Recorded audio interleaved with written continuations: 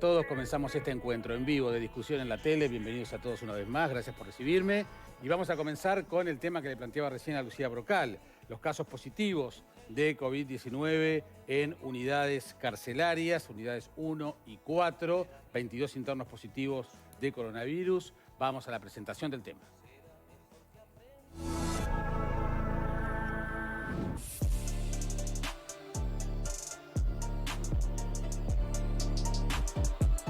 Un preso del módulo 7 de la cárcel de Punta de Rieles fue aislado el pasado 30 de noviembre luego de que tuviera síntomas de COVID-19. Tras ser hisopado se confirmó que tenía el virus y se hisopó a todas las personas que compartían módulo con el infectado. De esos hisopados se confirmaron 21 contagios. En un módulo, el ME07, donde hay 101 privados de libertad, tuvimos un caso positivo hace 2 días, se hicieron los hisopados al resto y arrojó 21 privados de libertad positivos más.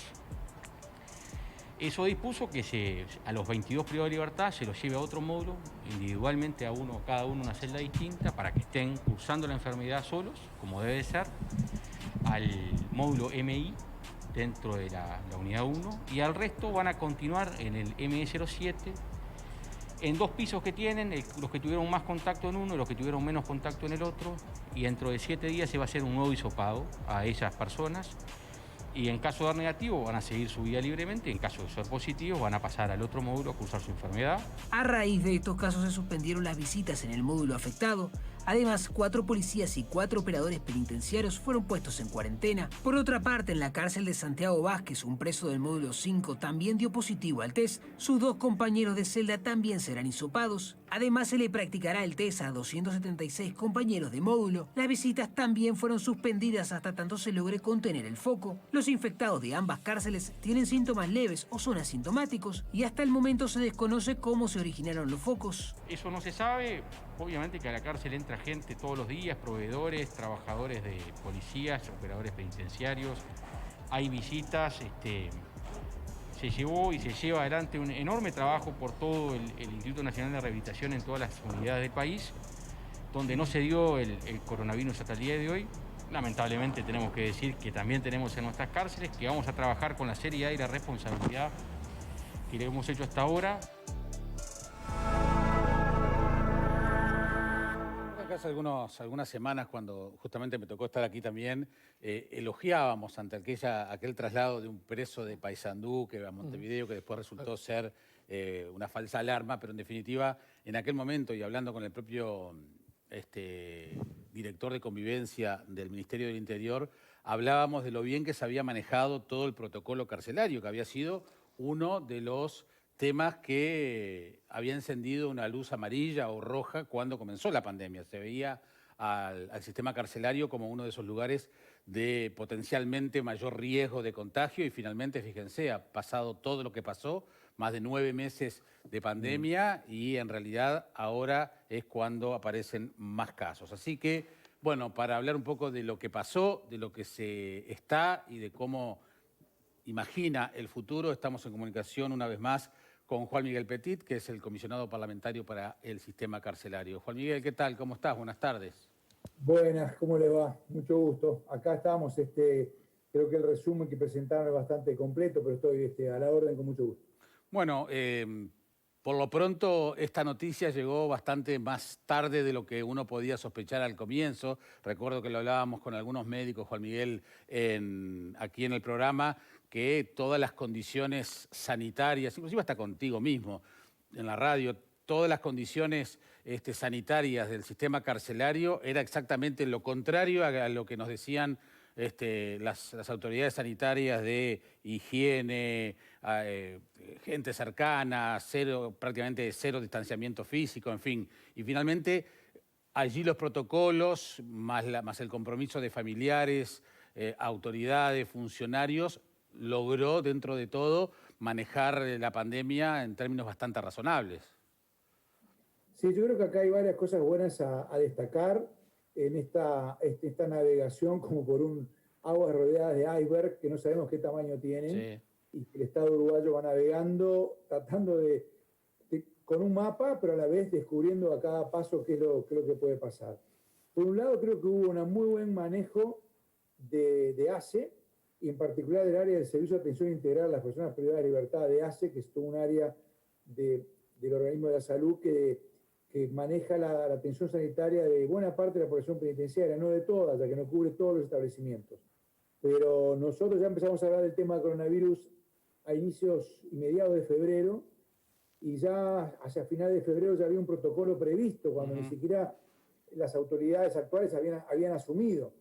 Y cuando se producen las primeras reuniones del Ministerio de Salud Pública con sus contrapartes, y todo el mundo sabía que las cárceles eran un problema, SAI-PPL de ACE ya tenía un protocolo con la idea de separar a internos con sospechosos, con contagiados, dividir las aguas de salud general y salud con sospecha COVID por el otro, capacitación del personal, etc. O sea que allí hay que destacar esa muy buena práctica de un área, la salud penitenciaria, que a veces no suele verse como de las áreas prioritarias, pero que es muy importante porque es un vector de transmisión de muchos males, es un área estratégica, y en un país que ha logrado también enfrentar una cantidad de enfermedades, allí es un lugar donde justamente hay una cantidad de población vulnerable socialmente, y que requiere, por lo tanto, hay una atención particular. En este caso, eso se hizo, y de nuevo, en esta emergencia hay también una respuesta muy, muy eficaz. En segundo lugar, también, en paralelo, la actuación del Instituto Nacional de Rehabilitación ha sido muy,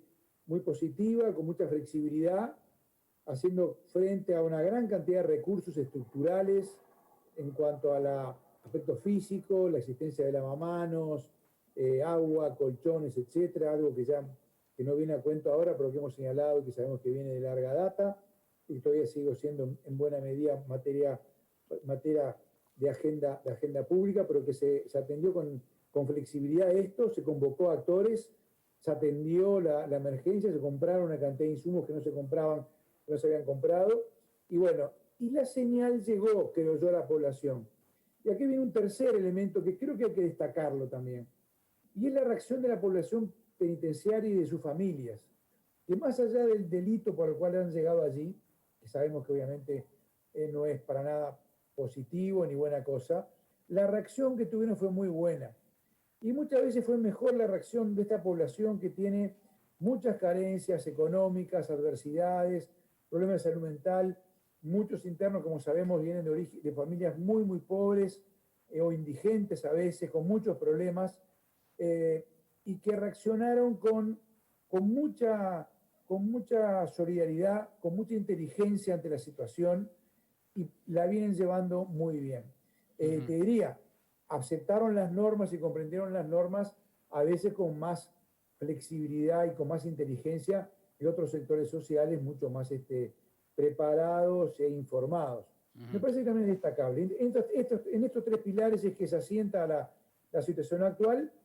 Esto es un día a día, esto nunca está nada de todo ganado ni resuelto, pero por ahora la situación, con calma, con tranquilidad, y aceptando que tenemos que convivir con este virus por un tiempo más, se viene encarando el día a día correctamente. Bien, Juan Miguel, ¿y cómo justamente se encara ese día a día, esta cantidad de casos positivos en los lugares en que se da, cómo se da? Quizás, y ahí te apelo a tu experiencia, pueda ser más fácil el seguimiento epidemiológico, porque no deja de ser el centro de reclusión o los módulos en concreto no dejan de ser una suerte de burbuja, ¿no? Entonces, ¿está dominada la situación? ¿Es posible controlar que esto no se descontrole justamente y que estos 22 casos positivos queden en este número? ¿Cómo se están organizando? Bueno, yo no puedo dar esa respuesta, no creo que tampoco un epidemiólogo pueda tampoco jugarse, ni en este caso ni en ningún caso, decir que la situación está controlada todavía. Creo que se están haciendo cosas, se está reaccionando muy rápidamente, hay un seguimiento del caso a caso, con planillas con cada una de las personas y sus contactos. Dentro de la debilidad que tiene el sistema penitenciario para estas cosas, sí puede haber alguna fortaleza, como decís tú, que son contactos acotados, mucho más rastreables. No es, obviamente la cárcel no es un barrio o una ciudad donde se circula libremente, por tanto todo bastante más controlado. Pero creo que lo importante es que se están haciendo las cosas que se pueden hacer. Ayer conversaba con el director de la Unidad 1, que me informó de la situación, me envió hace pocas horas, nos envió un instructivo donde muestra que no solamente se está atendiendo la salud, sino que justamente está atendiendo la convivencia. Recordemos que, así como el fin de año, para todos es un momento especial, para todos es un momento afectivo, donde hacemos balances, donde lo que no pudimos hacer nos pesa, donde sentimos las frustraciones, los dolores, las angustias del año.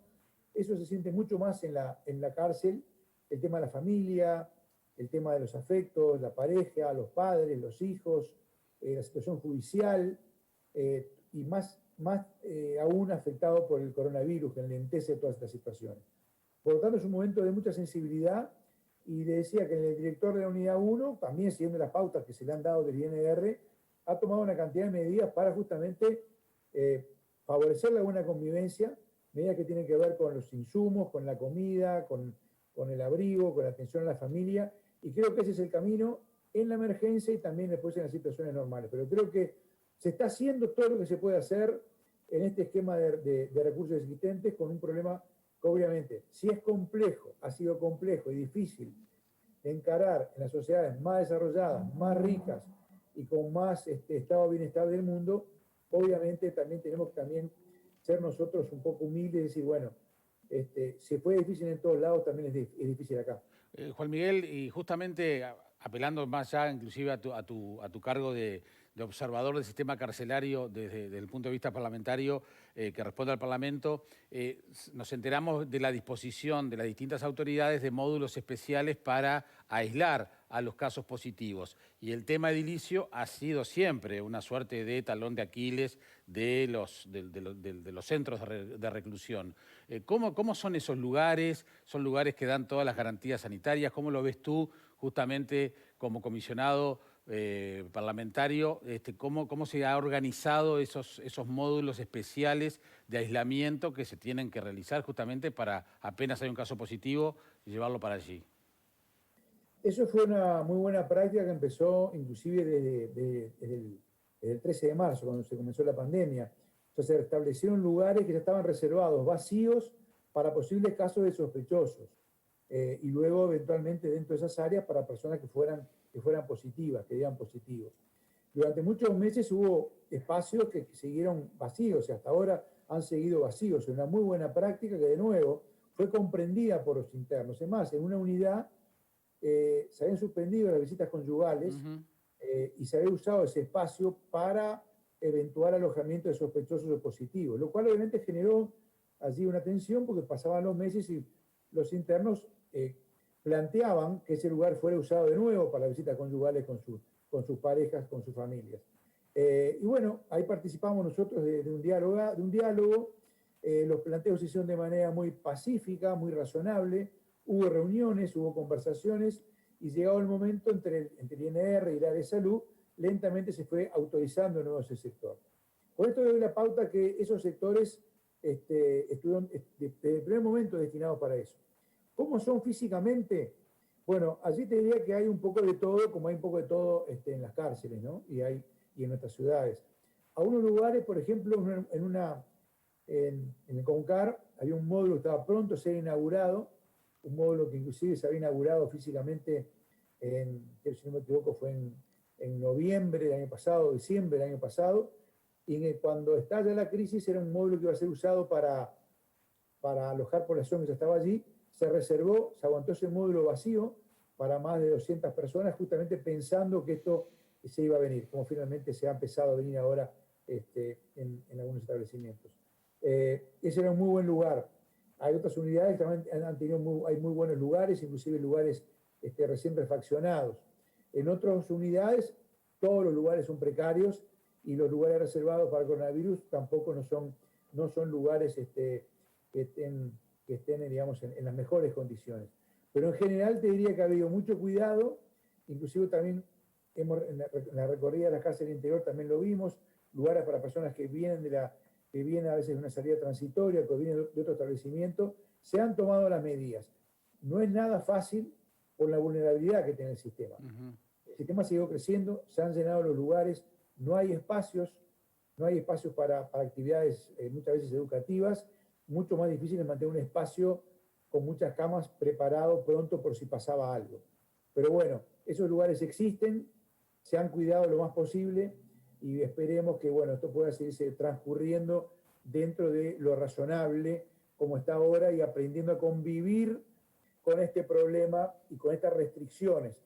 Convivir con las restricciones, saber que no son decisión de una autoridad malévola que quiera hacer sufrir, sino en este caso son, y aquí es muy importante la comunicación, ¿no? Como ha pasado en la sociedad abierta, que los internos y las familias tengan la tranquilidad de que las decisiones que se están tomando tienen razones de salud, de proteger la vida de ellos, de sus familiares, la vida de los demás, y que son medidas fundamentadas y se irá transitando y que se irán levantando en la medida que la situación vaya pasando.